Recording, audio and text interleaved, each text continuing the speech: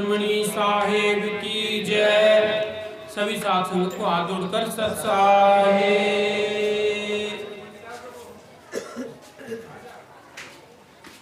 देखो भाई, गुरु की दया से आज इसी शब्द पर विचार करेंगे। शब्द अनेकों शब्द गाए जाते हैं सत्संग में।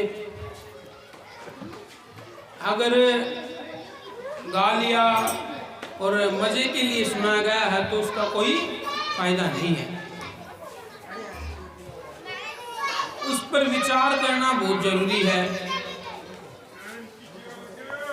शब्द गाया है, पहली बात तो ये कि वो समझना जरूरी है। समझकर उस पर विचार करना बहुत ही जरूरी है। तो आज गुरु की दया से इसी शब्द पर विचार करेंगे, कोशिश करेंगे कि समझें, समझकर उस पर चलने की कोशिश करें, विचार करने की कोशिश करें। कहते हैं, मुखड़ा क्या देखा दर्पण में, शील समर संतोष नहीं तेरे, दया धर्म नहीं मन में। मुखड़ा क्या देखा दर्पण में। देखो, आप सबको पता होगा, दर्पण जो है वो हिंदी का शब्द है। दर्पण का मतलब होता है शीशा। रात दिन शीशे के आगे खड़े होके इस 5 तत्व के शरीर को हम सजाने की कोशिश करते हैं ताकि ये किसी ना किसी हिसाब से सुंदर दिखे।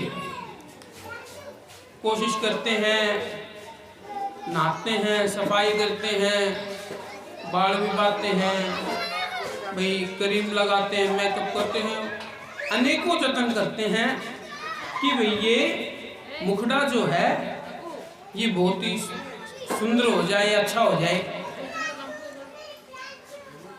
लेकिन कभी भी हम अपने कर्मों पर विचार नहीं करते। हमारे कर्म कैसे हैं, हमारे कर्मों से जो हमारा जीव जो है उस पे क्या असर हो रहा है, उसके बारे में विचार नहीं करते। सिर्फ हम इस शरीर के बारे में सोचते रहते हैं, भाई इस शरीर को क्या क्या चीज़ों की ज़रूरत है, वो ज़रूरतें पूरी हो जाए, ये शरीर जो है अच्छा दिखे, इस शरीर को अच्छा खिलाए, अच्छा पिलाए, ये अच्छे से रहे। इतनी ही सोचता है, जीव के बारे में कोई नहीं सोचता। और उसके बारे में सोचना बहुत आवश्यक है, बहुत जरूरी है। कहते हैं, कागज की तन नाव बनाई, छोटी गंगा जल में, धर्मी धर्मी पार उतर गए, पापी डूबे जल में। मुखड़ा क्या देखे दर्पण में। कहते हैं, कागज जो है, कागज की नाव बना के हम पानी के अंदर छोड़ देते हैं। ये सिर्फ समझाने के लिए जीव को बताया गया है। भौतिकवाद में कागज की नाव ज्यादा देर तक पानी के अंदर टिकेगी नहीं। वो कागज के पानी लगेगा और कागज गलेगा और गलते ही वो डूब जाएगी। ऐसे ही कागज की नाव जो है वो पानी के अंदर छोड़ के सोचता है कि निश्चित हो जाता है। और कहते हैं, धर्मी धर्मी पार उतर के, पापी डूबे जल में। तो गुरु की दया से इस बात पर हम विचार करते नहीं कि हमारे कर्म कैसे हैं। हमारे कर्म जो हैं उस कागज के जैसे तो नहीं है। भी जो कागज पानी के अंदर जाते ही डूब गया, गल गया, ऐसे ही अगर हमारे कर्म हैं वो गल जाएंगे और फिर एक ना एक दिन इस भवसागर में ही ये जीव फंस के रह जाएगा। इस भवसागर से जीव पार नहीं हो पाएगा। फिर कहते हैं, आडी टेढ़ी पगड़ी बांधी, तेल रमाया जुल्फन में, गली गली की सैर करता, दाग लगा लिया मन में। मुखड़ा क्या देखा दर्पण में। कहते हैं, आडी टेढ़ी पगड़ी बांधता है, डिज़ाइन बनाते हैं, सबका एक अपना अपना रिवाज है। कोई पगड़ी बांधता है, कोई खंडका बांधता है, कोई साफा बांधता है, सब अलग अलग बांधते हैं। सोचता है कि भी अच्छा दिखूं मैं। और जो पगड़ी नहीं बांधते वो बाल रखते हैं, कोई बड़े बाल रखता है, कोई छोटे रखता है, कोई कैसी कटिंग करवाता है, कोई कैसी करवाता है, सब अच्छा दिखने की वजह से। भाई किसी ना किसी हिसाब से मैं अच्छा दिखूं। कटिंग करा के बालों में तेल लगाता है, कभी सीरम लगाता है, कभी जेल लगाता है, और कहता है कि फिर गली गली की सैर करता, दाग लगा लिया मन में।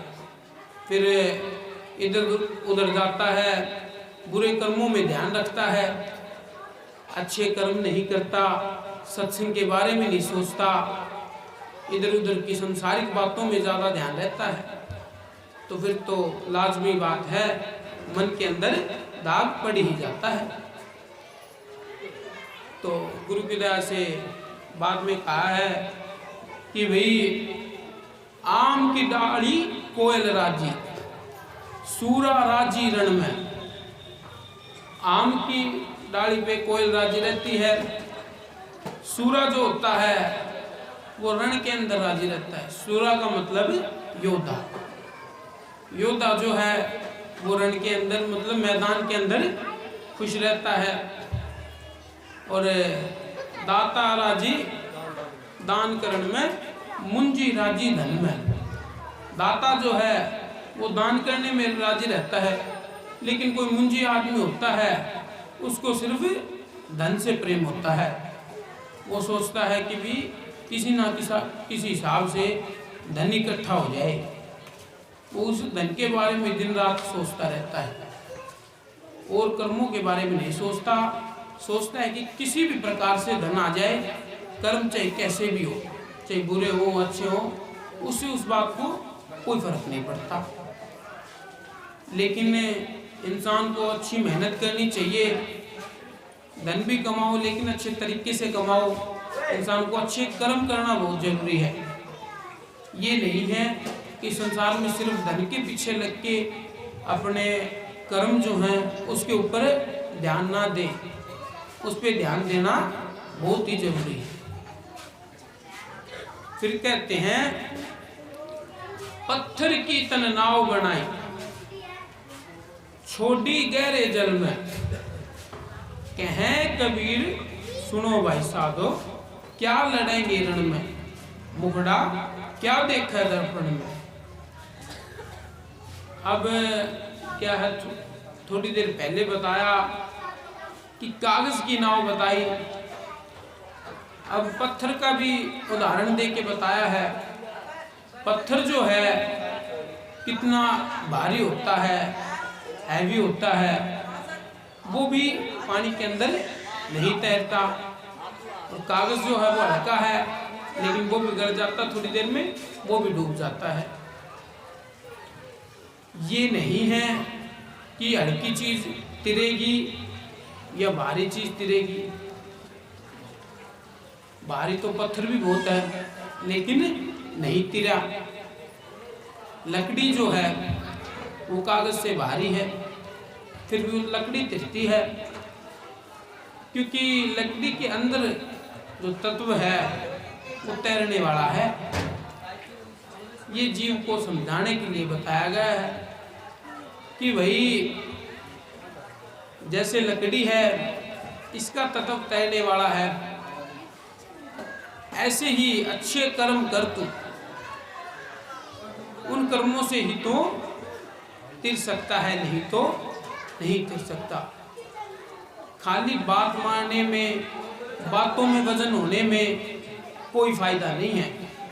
बातें कितनी भी अच्छी कर ले तू, कितनी भारी कर ले, लेकिन अगर करने के अंदर नहीं आई, सिर्फ वो बातें कथनी के अंदर हैं, तो उस चीज का कोई फायदा नहीं है।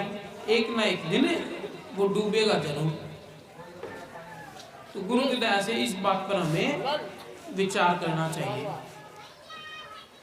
तो गुरु की दया से आज समय को देखते हुए आज के लिए इतना ही। बाकी वो शब्दवाणियाँ हैं जितने सुनते हैं हमें उन पर विचार करना चाहिए और कोशिश करनी चाहिए कि उन पर चला जाए। कहते हैं कबीर साहब महाराज जी ने कहा है, अब न वाणी इतनी कथी जितना बाणु रेत, 3.5 हाथ के पुतले का एक न आई एक। उन्होंने तो इतनी वाणियां कह रखी हैं, ये जीव जो है ये समझता नहीं है, इसको समझना बहुत जरूरी है, तभी जीव जो है ये भवसागर से पार उतर सकता है। तो एक बार गुरु की दया से जय किनारे लगाना। सतगुरु कबीर साहेब की जय, सतगुरु इंद्रमणि साहेब की जय। सभी साथ संगत को हाथ जोड़कर सत साहेब।